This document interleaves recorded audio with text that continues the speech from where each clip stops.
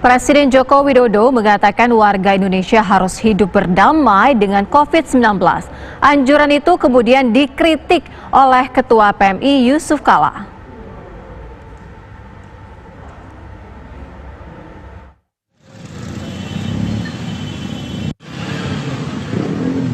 Dalam berbagai kesempatan, Presiden Joko Widodo mengatakan warga Indonesia harus hidup berdamai dengan COVID-19. Presiden mengatakan hingga vaksin belum ditemukan, maka tak ada acuan bahwa virus corona benar-benar berhenti menyebar.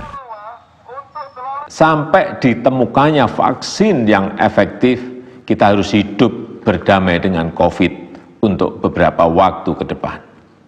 Kita memang harus berkompromi dengan COVID, bisa hidup berdampingan dengan COVID.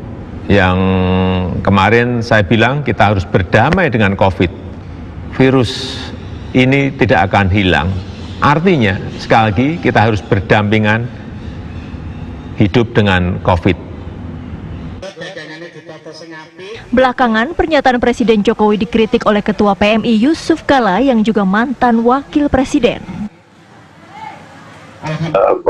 Apakah kita ingin memilih itu silakan. Kalau ada yang mau memilih, ya biar imun kena dulu, baru imun. Mungkin begitulah kira-kira. Kalau kena banyak baru imun. Negara apa yang ingin seperti itu? Dan itu tidak dianjurkan oleh WHO atau lembaga apapun untuk main coba-coba. Itu belum pasti lagi imun. Bisa saja mati orangnya. Mungkin penyakit lain boleh. Karena ini orang tidak, ini kan virus ini ganas dan tidak milih-milih siapa, tidak bisa diajak berdamai. Kalau namanya berdamai itu kalau dua-duanya ingin damai, ya. Kalau kita hanya ingin damai virusnya enggak gimana? Jadi tidak, istilah damai itu agak kurang pas sebenarnya, karena damai itu dua belah pihak. Tidak ada perdamaian bagi mereka. Pokoknya ibu kena, ibu bisa sakit, bisa mati. Ini tidak ada ya, kita ceasefire dulu gencatan senjata, nanti tahun depan lagi baru kita mulai. Ada istilahnya perdamaian begitu.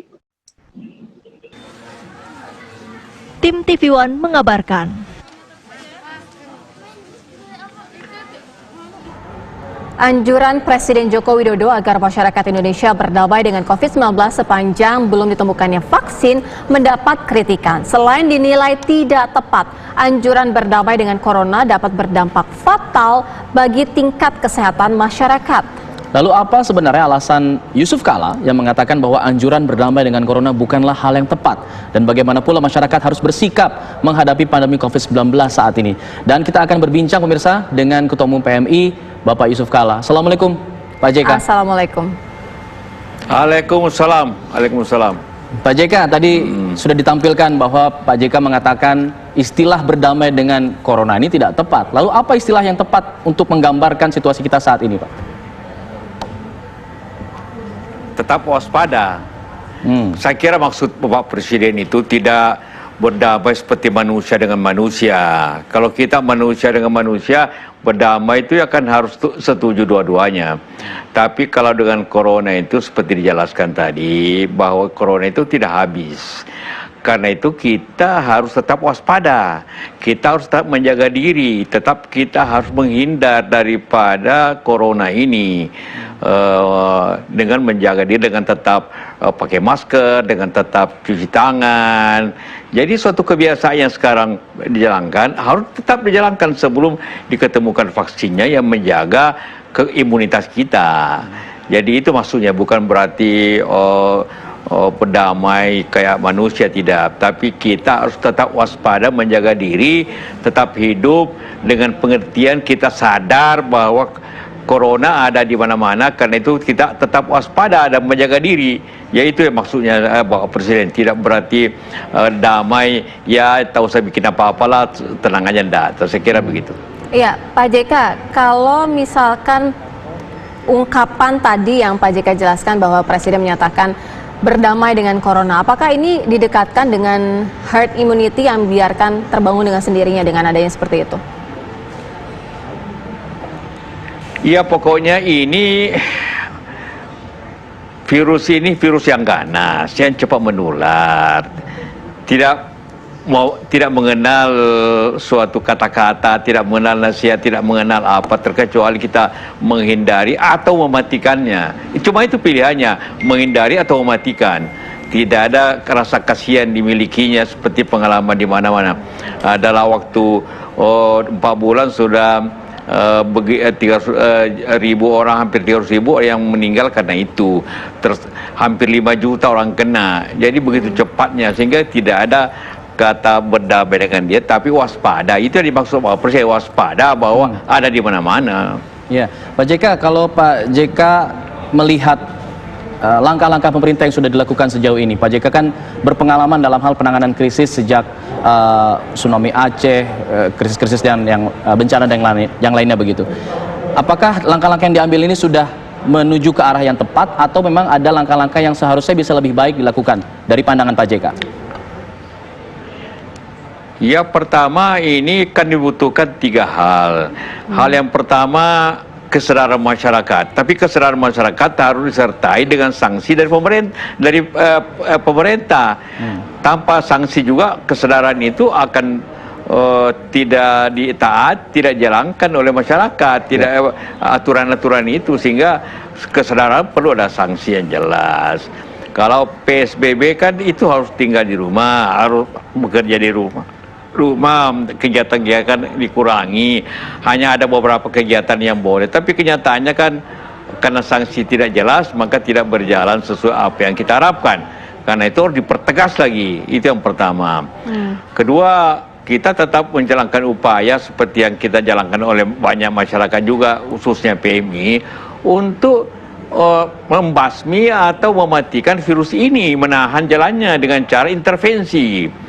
Tanpa itu maka ini akan leluasa sekali virus ini kemana-mana. Kita harus menahan dengan intervensi dari luar, dengan mematikan dan sebagainya. Upaya-upaya telah berjalan walaupun butuh lebih maksimal lagi. Kalau di luar negeri, di China, di Korea, di Taiwan, itu mengerahkan tentara sebanyak-banyaknya untuk membasmi itu, dan sehingga mereka berhasil seperti itu.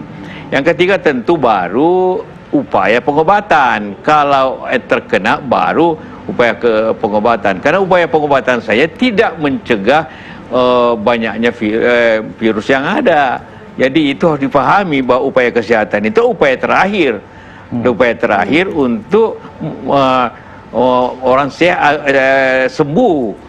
Upaya yang pertama dulu pencegahan yang harus dilaksanakan. Iya, Pak JK, dari 3 hal yang Pak JK jelaskan ini kan 3-tiganya merupakan hal yang sangat sulit dilakukan. Kesadaran masyarakat kita juga sangat minim, kemudian juga virus ini kita tahu sangat mematikan, tapi dengan adanya ketidaksadaran masyarakat akan virus ini, mereka pergi saja keluar rumah tanpa protokol kesehatan. Apa yang kemudian seharusnya dilakukan selain adanya sanksi? Bagaimana menjelaskan masyarakat agar benar-benar patuh?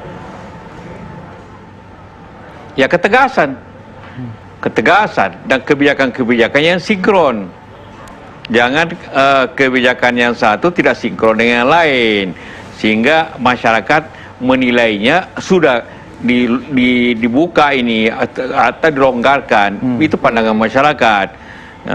Jadi karena itu masyarakat itu tidak disiplin karena pandangannya menganggap bahwa ini pemerintah membuka, membebaskan ini dengan berbagai tentu penafsiran karena adanya banyaknya statement dari berbagai unsur yang berbeda-beda, tidak sesuai dengan apa yang digariskan oleh Pak Presiden. Baik, Pak JK, nanti kita akan dalami lagi ya di segmen selanjutnya karena kita harus jeda pariwara dulu. Kami akan kembali, pemirsa, saat lagi tetaplah bersama kami, bersama juga dengan Pak Yusuf Kalla. Selepas jeda kami kembali sesaat lagi. Kami akan kembali ajak Anda untuk berdialog bersama Bapak Yusuf Kalla mengenai kondisi saat ini di tengah pandemi COVID-19. Pak JK, tadi di segmen sebelumnya Pak JK mengatakan pemerintah saat ini dirasakan kurang tegas gitu dalam memberikan kebijakan. Nah, bicara masalah ketidaktegasan itu sepertinya ini juga terlihat dalam menjelang Lebaran ini, Pak. Beberapa daerah memperbolehkan membuka masjid untuk sholat Id lagi, lalu ditarik lagi, dibatalkan. Nah, apakah ini juga bentuk ketegasan? Apa yang harus kita lakukan di tengah ketidakpastian ini, Pak, untuk sholat Id nanti begitu? Ya, dalam kondisi seperti ini yang Anda bilang kondisi tidak kepastian, maka pemerintah lah yang bikin kepastian. Karena kalau kita juga rakyat jangan bingung, rakyat harus punya petunjuk yang jelas. Rakyat harus mengikuti petunjuk itu juga. Jadi masyarakat juga harus disiplin sesuai petunjuk yang ada supaya semuanya terkoordinasi. Itu belajar kita pengalaman apa yang terjadi di Vietnam, di Korea, di Taiwan, di Cina, semuanya terkoordinasi dan jelas aturannya yang diikuti. Ya, Pak Jangan kayak Amerika ya campur aduk. Iya. Ya. Untuk saat ini Pak JK juga mungkin mengetahui banyak sekali mal yang sudah mulai buka, Pak JK. Apa kemudian yang bisa disampaikan imbauannya, Pak? Kalau ada mal yang dibuka itu berarti tidak sesuai dengan aturan daripada PSBB, berarti pelanggaran. Yang boleh buka kan hanya toko pangan, makanan, atau energi, dan beberapa hal yang. Tapi toko mal seperti itu kan selama PSBB itu tidak diizinkan. Jadi kalau ada pun itu pelanggaran artinya. Dan harus diambil tindakannya. Setahu saya ada beberapa pusat pertokoan yang disegel kayak IKEA ada macam-macam seperti itu. Tapi bagaimana dengan argumentasi ini untuk menyelamatkan perekonomian Indonesia sehingga harus bisa tetap berputar begitu? Kalau dalam kondisi seperti ini, jika Bapak berada di posisi pemerintahan saat ini, apa yang harus dilakukan? Perekonomian dulu yang diselamatkan atau keselamatan jiwa warga? Ya tentu pilihannya itu, jangan lupa perekonomian itu akibat daripada krisis kesehatan itu. Jadi untuk menyelesaikan ekonomi, krisis kesehatannya harus diselesaikan dulu, bukan sebaliknya. Karena jadi sebab akibat. Jadi sebabnya apa? Ya coronavirus ini selesaikan dulu dengan fokus begitu. Baru otomatis saja kalau ini selesai, maka ekonominya akan jalan lagi. Tidak mungkin diatur bersamaan. Tidak ada yang bisa jalan seperti itu dengan cepat gitu. Boleh saja tapi lambat jalannya. Lebih banyak kerugiannya malah. Jadi kalau kita ikuti SPBB dengan prinsip-prinsip pokoknya yang disetujui itu, selama itu tidak jalankan, ya jangan harap kita bisa selesai cepat gitu kan. Artinya langkah yang Pak JK anggap cukup baik harusnya di lockdown begitu Pak, benar-benar tertutup dulu sehingga kesehatan bisa pulih, baru kemudian merolling lagi roda perekonomian. Iya, lockdown atau PSBB sama saja. PSBB itu kan punya aturan juga yang jelas, yang tidak jauh beda sebenarnya daripada lockdown itu. PSBB jelas apa yang boleh, apa yang tidak boleh. Itu aja diikuti. Tak usah bicara lockdown, tapi bicara PSBB saja aturannya. Yang mana boleh, yang mana tidak. Itu aja dengan tegas dijalankan. Ya, Pak JK, kalau kita harus menghentikan penyebaran virus corona ini, artinya juga masyarakat kita yang benar-benar butuh uang untuk hidup setiap harinya harus terhenti. Ini seperti apa Pak JK? Ya memang akibat mereka tidak bekerja, banyak golongan masyarakat kita, apalagi masyarakat yang tidak punya tabungan, yang tidak mampu, maka sesuai dengan aturan itu diberikan bantuan sosial BLT kepada masyarakat kita.